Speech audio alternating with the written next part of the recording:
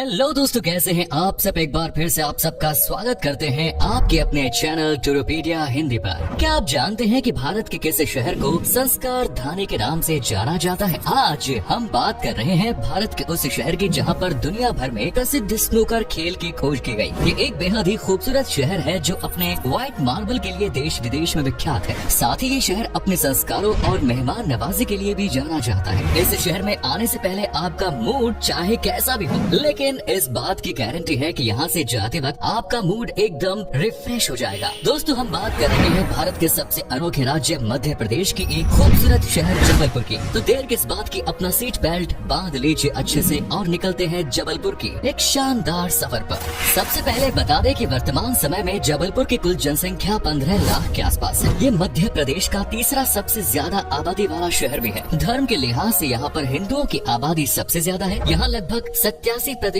लोग हिंदू धर्म को मानते हैं, तो वहीं 8% लोग इस्लाम धर्म को मानते हैं। 1% से ज्यादा लोग जैन धर्म को मानने वाले भी जबलपुर में रहते हैं। इसके अलावा बौद्ध, ईसाई और सिख समुदाय के लोग भी जबलपुर में देखने को मिल जाएंगे और इन्हीं विविधताओं के कारण ही इसे संस्कार धानी का नाम दिया गया है। दोस्तों, हंसी मजाक करना जबलपुर के लोगों का स्वभाव होता है और उसमें भी खास बात यह है कि यहाँ के लोग कभी ऐसा मजाक नहीं करेंगे जो किसी को बुरा लग सके। जबलपुर शहर का इतिहास काफी पुराना है, जिसकी तुलना काशी और मगध साम्राज्य से भी की जाती है। यहाँ अनेकों ऐसी जगह हैं जहाँ आप घूमने के लिए जा सकते हैं। जैसे इंदौर और भोपाल के बाद ये मध्य प्रदेश का तीसरा सबसे प्रमुख शहर माना गया है। जबलपुर पर कालचूरी, गुप्त, हर्ष, सुगंस, भील, गौंड, मराठा और कालाचूरी जैसे अनेकों साम्राज्य शासन कर चुके हैं। जबलपुर को मध्य प्रदेश की कल्चरल कैपिटल और न्यायिक राजधानी भी कहा जाता है, क्योंकि मध्य प्रदेश का उच्च न्यायालय इसी शहर में स्थित है। जबलपुर शहर नर्मदा नदी के तट पर बसा हुआ है और प्राचीन समय से लेकर आज तक नर्मदा नदी को एक पवित्र नदी के तौर पर पहचाना जाता है। मध्य प्रदेश के लोग नर्मदा नदी को माँ नर्मदा कहकर बुलाते हैं। कहा जाता है कि जबलपुर शहर को जबाली नाम के एक ऋषि ने बसाया था। ऋषि जबाली ने यहाँ आकर तपस्या करनी शुरू की थी और उन्हें ये जगह इतनी पसंद आई कि उन्होंने यहाँ एक नगर बसाने का फैसला किया। इसके बाद इस जगह का नाम ऋषि जबाली के नाम पर ही जबालीपुरम रख दिया गया। इसके अलावा समय समय पर इसे त्रिपुरा तीर्थ और जबलगढ़ जैसे कई नामों से पहचान मिली।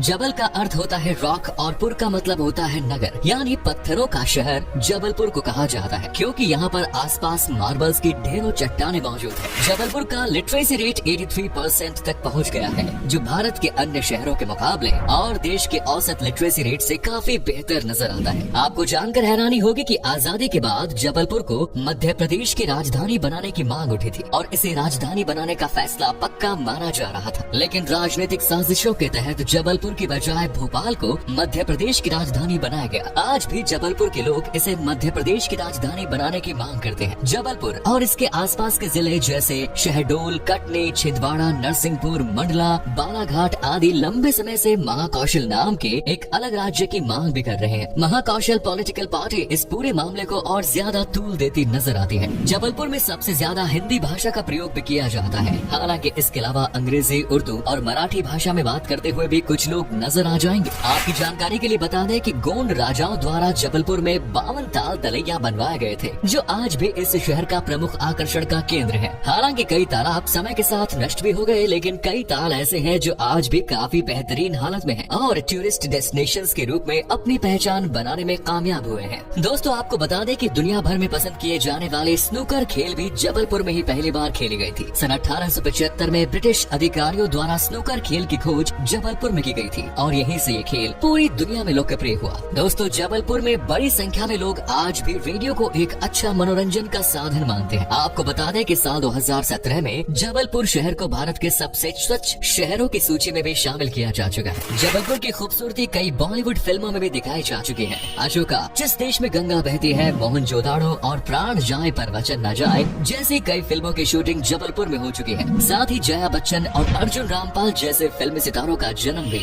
जबलपुर की धरती पर ही हुआ है और महान आध्यात्मिक गुरु रहे ओशो महाराज का जन्म भी जबलपुर में ही हुआ। जबलपुर में न सिर्फ भारत के समृद्ध इतिहास की झलक देखने को मिलती है, बल्कि ब्रिटिश वास्तुकला के भी कई सुंदर नमूने यहाँ देखे जा सकते हैं। ये शहर रेडीमेड गारमेंट से लेकर शस्त्र निर्माण के लिए भी जाना जाता है। यहाँ पर गन कैरेज फैक्ट्री और आर्मी व्हीकल फैक्ट्री बनी हुई है। साथ ही आपको बता दें कि मध्य प्रदेश, छत्तीसगढ़, बिहार, झारखंड और उड़ीसा जैसे 5 राज्यों के आर्मी हेडक्वार्टर भी जबलपुर में ही स्थित है। पेशे की बात करें तो जबलपुर में खेती बाड़ी से बड़ी संख्या में लोग जुड़े हुए हैं। यहाँ पर ज्वार, चावल, चना, गेहूं, गन्ना और बाजरा का उत्पादन प्रमुख रूप से किया जाता है और इसी से यहाँ के घर में चूल्हा जलता है। सन 1939 में कांग्रेस का अधिवेशन भी जबलपुर शहर में ही आयोजित किया गया, जिसमें महात्मा गांधी की मर्जी के विरुद्ध जाकर नेताजी सुभाष चंद्र बोस को कांग्रेस का अध्यक्ष बनाया गया। राष्ट्रपिता महात्मा गांधी के निधन के बाद उनकी अस्थियां नर्मदा नदी के किनारे तिलवाड़ा घाट पर विसर्जित की गई। मध्य प्रदेश के पहले कृषि विश्वविद्यालय की शुरुआत जबलपुर में हुई। जवाहरलाल नेहरू कृषि विश्वविद्यालय ही मध्य प्रदेश का पहला कृषि विश्वविद्यालय है, जिसकी स्थापना सन 1964 में की गई। इसके अलावा जबलपुर के प्रमुख शिक्षा संस्थानों में Nanaji Deshmukh veterinary science university, Jabalpur engineering college आदि शामिल है।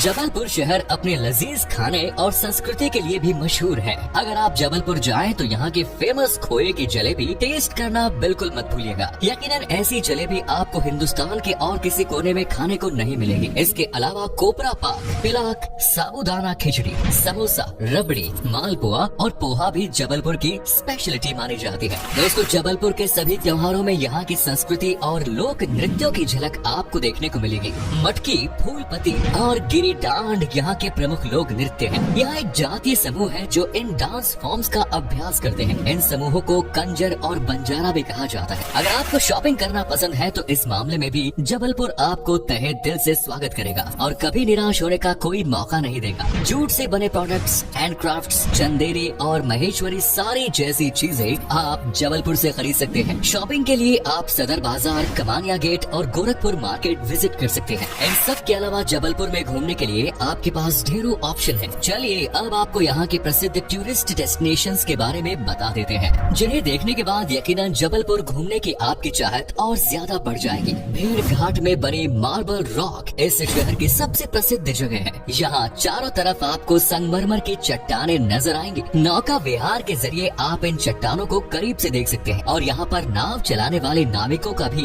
एक अलग ही अंदाज होता है। पूरे सफर के दौरान वे मजेदार चुटकुले और शायरी बोलकर आपका मनोरंजन करते रहेंगे, जिसे सुनकर सैलानियों को काफी आनंद आता है। मदन महल का किला भी जबलपुर में काफी लोकप्रिय है। इसे सैकड़ों साल पहले राजा मदन द्वारा बनवाया गया था। कहा जाता है कि यहाँ पर आज भी सोने की ईंटें छिपी हुई हैं, जिसे ढूंढने के लिए लोग आते हैं। लेकिन अब इस जगह को पुरातत्व विभाग ने अपने अंडर ले लिया है। इस किले को रानी दुर्गावती का किला भी कहा जाता है। साथ ही इस किले के बारे में ये भी कहा जाता है कि यहाँ पर राजा की आत्मा आज भी भटकती है और इसे जबलपुर के सबसे भूतिया जगहों में से एक माना जाता है। इसके अलावा भी जबलपुर में कई हॉन्टेड प्लेसेस हैं। लोग रात के समय अकेले इन जगहों पर गुजरने से आज भी डरते हैं, क्योंकि इन सभी जगहों पर भूत और चुड़ैल देखने के दावे किए जा चुके हैं। धुआंधार फॉल्स भी जबलपुर में देखने लायक जगह है। काफी ऊंचाई से नर्मदा नदी का पानी झरने के रूप में नीचे गिरता है और इसका बहाव भी काफी तेज होता है। यहाँ पर बोटिंग और केबल कार की सवारी का मजा आप ले सकते हैं। 64 योगिनी मंदिर की भी काफी मान्यताएं हैं। ये मंदिर अपनी तंत्र मंत्र की विद्याओं के कारण भी प्रसिद्ध है। भगवान शिव और माँ पार्वती को समर्पित इस मंदिर के बारे में कहा जाता है कि जो कोई सच्चे मन से मुराद मांगता है उसकी मुराद जरूर पूरी होती है। साथ ही दुमना नेचर रिजर्व में आप कई तरह के जंगली जानवर देख सकते हैं। इस नेचर रिजर्व की सैर आप साइकिल के जरिए या टॉय ट्रेन के जरिए कर सकते हैं। जबलपुर की कचनार सिटी में 72 फीट ऊंची भगवान शिव की प्रतिमा भी काफी सुंदर है। बेसनहरी का मदिया और हनुमान ताल बड़ा जैन मंदिर जैन धर्म के अनुयायियों के बीच प्रमुख आस्था का केंद्र है।